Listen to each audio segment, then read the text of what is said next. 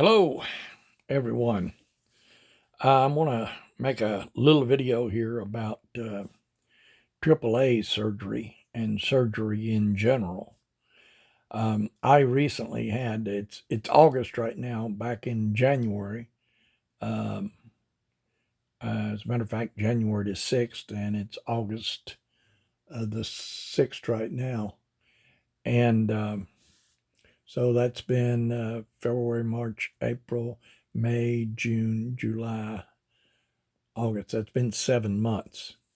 7 months ago, I had major surgery, abdominal aorta aneurysm, open surgery. And I'll show you the scar on that. You should be able to see it here. You could see the scar there.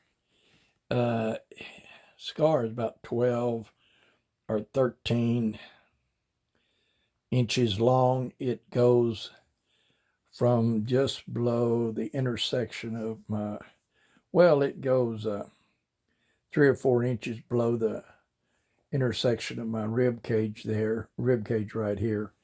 And it's down here like 3 or 4 inches. That's where it starts. And it goes all the way down to the top of my pubic area. So it's about a 12, 13 inch gap in there.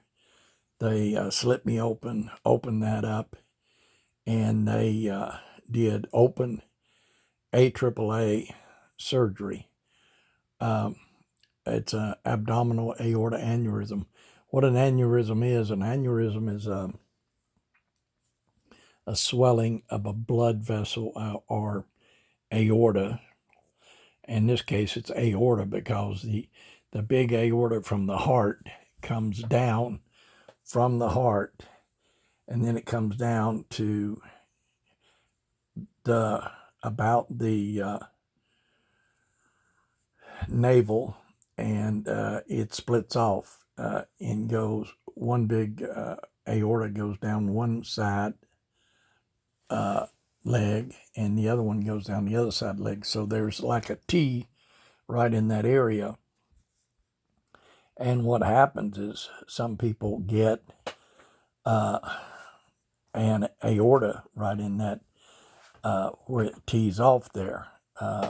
They say it's due to sometimes it's caused by smoking, and I did smoke for many, many years, about 40 years, from the time I was 15 till about the time I was 55, so probably 40, 45 years. And so I had a swelling there. I had a swelling right before it splits off, and then on one leg where it split off, I had the swelling right there. So it was all right in that same area. So they opened me up, put some stretchers there, I reckon, to keep me open while they did the surgery. And I was back walking within a couple of days, not walking a lot, but I was back walking within a couple of days, just as soon as they let me out of the hospital. I spent like one day in intensive care, and then they kept me in the regular hospital for like 2 or 3 days, and then from there they let me out, and I actually walked back to my hotel where I was staying next to the hospital. And that particular day, once they let me out, I was walking around in the hotel. Not very much, I will admit, but I was walking. They would not let you get up and walk around in the hospital. They're too afraid that people are going to fall down. So they really, really don't let you out much in the hospital at all to walk. They're really afraid that people are going to fall down and hurt themselves, and they're going to get sued and so forth. So they don't let you out. They don't want you in the hospital. They have you laying on this alarm cushion and if you get out of bed, the alarm goes off, And the nurses are there pretty much instantaneously saying, "What are you doing out of bed?" Da, da, so forth. So anyway, if you want to go to the bathroom, you have to call the nurse and say, "I want to go to the bathroom," and they'll come in and be with you while you go to the bathroom, make sure you don't fall down and all that. And that's something I really didn't like about the hospital, is they wouldn't let you get up and walk around. Like I say, was walking within, soon as they let me out of the hospital, probably like 4 days of the operation. And from there on out, I gradually increased my walking. Within a matter of 3 weeks, I was doing 10,000 steps a day, which I do all the time. Normally, 10,000 steps a day is about 5 miles a day. So I'll walk 15 minutes and then I'll do something else. And then later on, I'll walk another 15 minutes and so forth.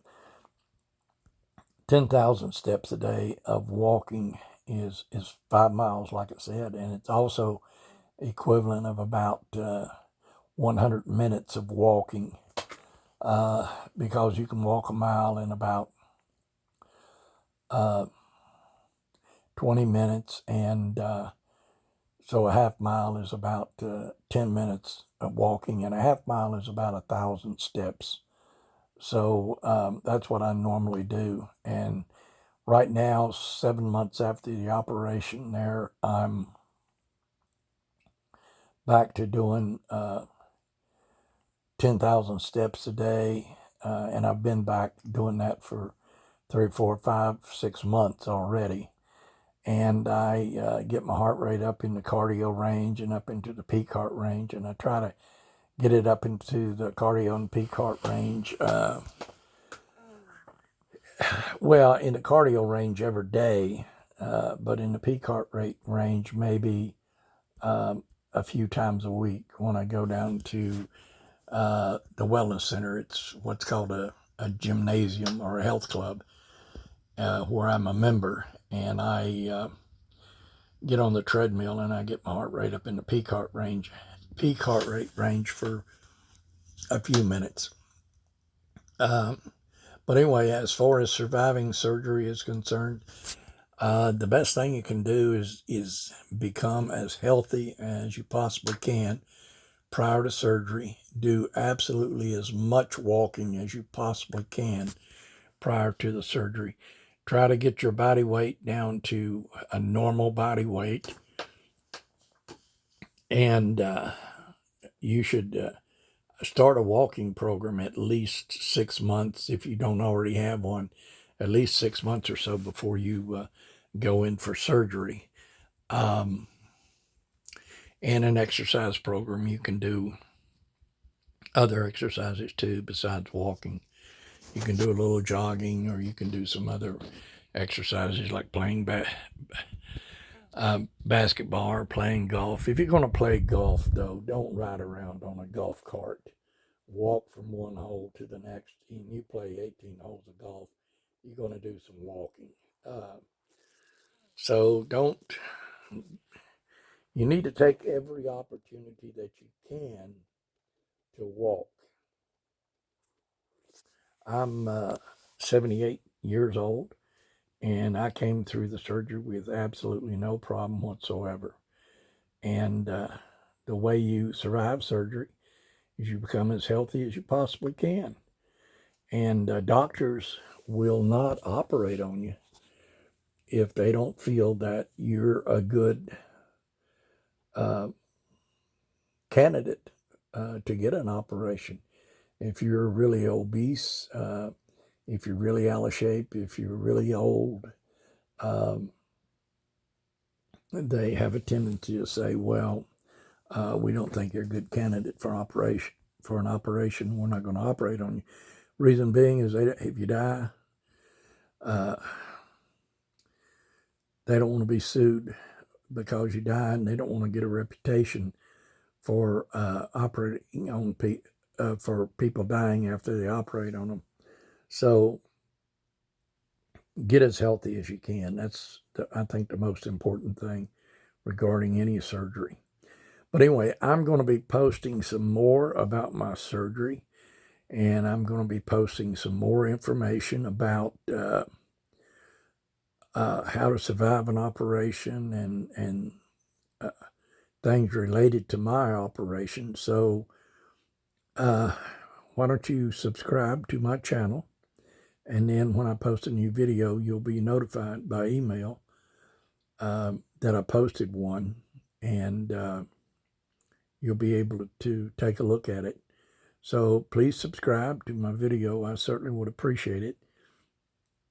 And I post a lot of videos right now. I've got like close to 300 or close to 400 videos. Actually, right now I've got 277 videos on YouTube about a lot of different subjects, gardening and hiking and various outdoor activities. Plus also I've got some commentaries on YouTube also. So you might be interested in some of the other videos that I've got on YouTube.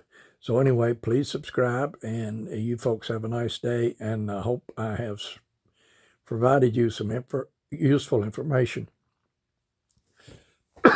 And you can send me a comment if you would, or ask me a question about my surgery, and I'd be more than happy to respond to you. Or if I get enough comments, what I'll do is I will make a separate video and respond to those comments.